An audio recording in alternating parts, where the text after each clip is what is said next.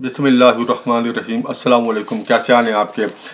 इस वक्त हम कुछ हेडलाइन के साथ हाजिर हुए हैं, जैसा कि ट्रम्प समेत तमाम आलमी रहनुमा इस्लामाबाद में आ रहे हैं।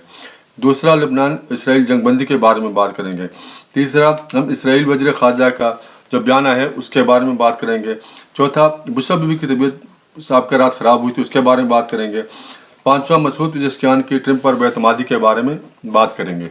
डोनाल्ड ट्रम्प का बयान आया है कि जैसा कि हमने वियतनाम में और अफ़गानिस्तान में 18 साल जंग लड़ी और ईरान के साथ हम 2 महीने के अंदर ही, यानी कि उनके कहने का ये मतलब था कि वियतनाम से और अफ़गानिस्तान से हमें जंग हारने में 18 साल लगे, लेकिन ईरान के अंदर हम 2 महीने के अंदर ही हमारा भट्टा बैठ गया और हम वहाँ से शिकस्त खा गए। यानी कि वो जिस चीज़ को अपनी जीत कर रहे हैं, लेकिन उनको ये याद नहीं कि वो ये दोनों जंगें हार चुके हैं और अफ़गानिस्तान में लोगों ने उनको भागते हुए देखा था और पाकिस्तान से मिन्नतें करते हुए देखा गया था कि कैसे वो वहाँ से भागकर पहले इस्लामाबाद आए थे और फिर यहाँ से वहाँ गए थे। और वियतनाम में भी अमेरिका शिकस्त खा चुका था और ईरान से भी अब अमेरिका शिकस्त खा चुका था, जिसके बाद जंगबंदी हुई। क्योंकि अगर अमेरिका यहाँ पर ईरान को शिकस्त दे रहा होता तो कभी भी ये जंगबंदी नहीं होनी थी। जंगबंदी का मतलब है कि अमेरिका का शिकस्त खाना। दूसरा, लबनान इसराइल की जंगबंदी के बारे में बात करेंगे। जंगबंदी से यहाँ से जाहिर देखें कि इसराइल का बयान क्या आ रहा है। और ट्रम्प साहब कह रहे हैं कि जंगबंदी हो जाएगी, लेकिन वहाँ में अक़वाम मुत्तहिदा में इसराइल का कहना है कि नेतन्याहू का अमेरिका जाने का कह नहीं सकते। और इसराइली वज़ीर दिफा का कहना है कि लबनान में कई कामयाबियाँ मिली हैं, लेकिन अभी बहुत कुछ करना बाकी है। यानी कि वो अभी भी, उनका कहना है कि अभी बहुत कुछ करना बाकी है, यानी कि दाल में कुछ काला है, कि जंगबंदी एक लॉलीपॉप है, बाद में कोई बड़ी कार्रवाई होगी ये तो 15-20 दिन के बाद ही पता लगेगा कि ये जंगबंदी किस चीज़ के लिए की जा रही है। क्योंकि मुज़ाकरात में हिज़्बुल्लाह को भी शामिल किया जा रहा है।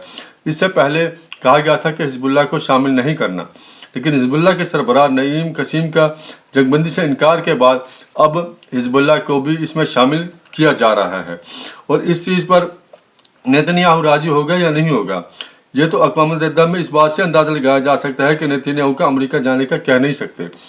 और इस वक्त जैसा कि नेतन्याहू ग्रेटर इसराइल के चक्कर में है और वो ग्रेटर इसराइल बनाना चाहता है, लेकिन अगर ये तमाम जंगबंदियाँ हो जाती हैं तो ग्रेटर इसराइल नहीं बन सकता और नेतन्याहू के अपने केस इसराइल के अंदर खुल जाएंगे, जिस खौफ की वजह से किसी भी तरीके से नेतन्याहू कहीं ना कहीं से ऐसी शरारत करेगा जिसकी वजह से जंगबंदी टूट जाएगी। जैसा कि वो हमास के रहनुमाओं को भी शहीद कर देता है फ़लस्तीन के अंदर, वहाँ पे बमबारी भी कर देता है। वहाँ पे जैसे पिछले दिनों भी 8-9 लोगों को शहीद किया गया था। अगर वो इसी किस्म का हमला हिज़्बुल्लाह के ऊपर करेगा तो हिज़्बुल्लाह भी इसका लाजमी जवाब देगा, क्योंकि हिज़्बुल्लाह इस हमास की तरह खामोशी नहीं इख्तियार करेगा। वो अपनी आवाम के ऊपर वो वहाँ से राकेट दागेगा, जिसके बाद ये जंग दोबारा शुरू हो जाएगी। और अमेरिका भी इस चीज़ को कबूल नहीं करेगा और ईरान भी इस चीज़ को कबूल नहीं करेगा कि हिज़्बुल्लाह के ऊपर हमले किए जाएं और ये जंगबंदी दोबारा ख़त्म हो जाएगी। और लगता है ऐसा है कि जैसा कि एटमी मवाद के बारे में ट्रम्प साहब कह रहे हैं, क्योंकि जिसकी अभी तक तस्दीक नहीं हुई, लेकिन ट्रम्प का कहना है कि एटमी मवाद हमारे हवाले किया जाएगा। लेकिन अगर एटमी मवाद हवाले कर भी दिया जाता है तो ये ईरान की शिकस्त होगी, क्योंकि इतनी जो बड़ी जंग लड़ी गई वो इसी एटमी मवाद के लिए लड़ी गई थी।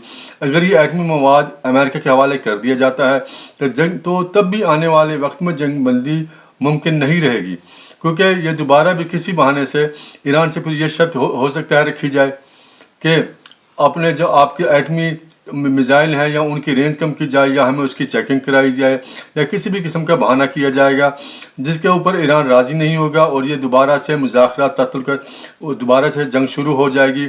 और इसकी ज़मानत इस वक्त ममालिक दे देंगे और यहाँ पर बैठ जाएंगे, मुज़ाकरात भी हो जाएंगे। लेकिन अगर अमेरिका इस मुज़ाकरात को तोड़ देता है या इस माहिदे को तोड़ देता है तो बाद में अमेरिका को पूछने वाला कोई नहीं होगा।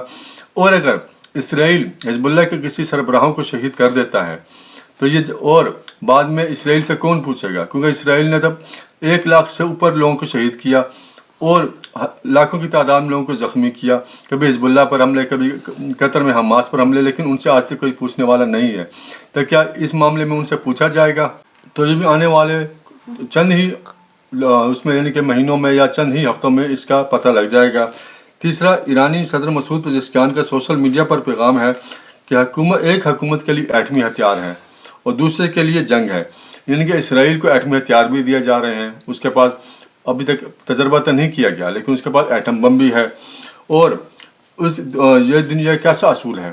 یہ اصول ہونا چاہیے کہ جو چیز دوسروں کے لیے پسند کرو وہی اپنے لیے پسند کرو، کہ اگر ہمارے لیے پاس اسلحہ پسند نہیں ہے تو اسرائیل سے بھی لیا جائے، لیکن ہمارے اوپر تو جنگ کی جا رہی ہے لیکن ان کو الٹا ایٹمی ہتھیار سپلائی کیے جا رہے ہیں، اور ان کا ابھی بھی امریکہ پر اعتبار نہیں ہے، اور نہ ان کے لوگوں کا اس پر اعتبار ہے، کہ ان کا کہنا ہے کہ ہمیں پچھلے تجربے سے ثابت ہو چکا ہے، یعنی کہ آج سے کچھ عرصہ پہلے جیسے حملہ کیا گیا، اب کی بار خامنئی کو شہید کیا گیا، اس کے بعد اب وہ کہتے ہیں ہمیں آگے بھی اعتبار نہیں ہے، لیکن جب اعتبار نہیں ہے تب یہ دیکھیں گے یہ مذاکرات کب تک کامیاب رہتے ہیں اور اس کا کیا نتیجہ نکلے گا، یہ اب جو عالمی رہنما آئیں گے اس کے بعد ہی اندازہ ہوگا۔ اور تیسرا، اس وقت ہم بشریٰ بی بی کی طبیعت کے بارے میں بات کریں گے۔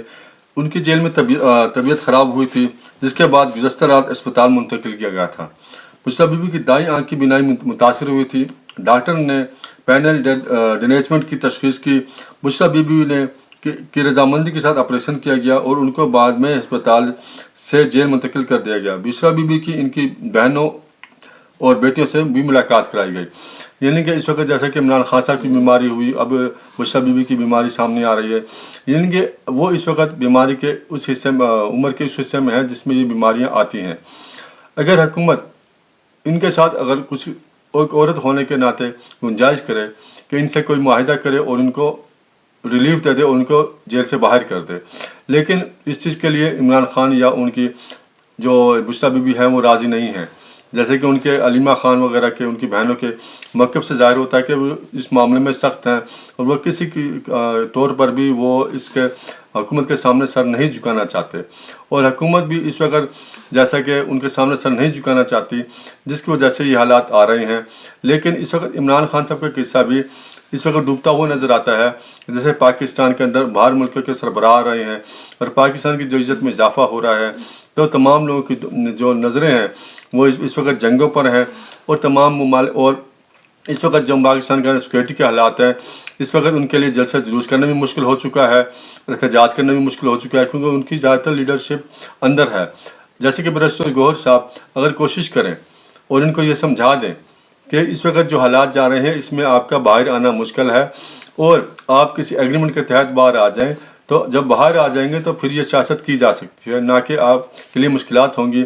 باقی اللہ تعالیٰ رحم کرے، جیسے کہ اس وقت تمام لیڈران کا پاکستان میں آنا یہ خوش آئند ہے، اور اللہ تعالیٰ ایران کی حفاظت بھی فرمائے، اللہ تعالیٰ حزب اللہ اور لبنان کی اور تمام مسلمان ممالک کی حفاظت فرمائے، اور جیسا کہ فلسطین کے لیے ہم خصوصی طور پر دعا کرتے ہیں اللہ تعالیٰ فلسطین کی بھی مدد فرما، کیونکہ وہاں پر بھی حالات بدتر ہیں، تمام لوگوں کو تو مدعو کیا جا رہا ہے، لیکن اس وقت فلسطین کے لیے کوئی بھی بات نہیں کر رہا۔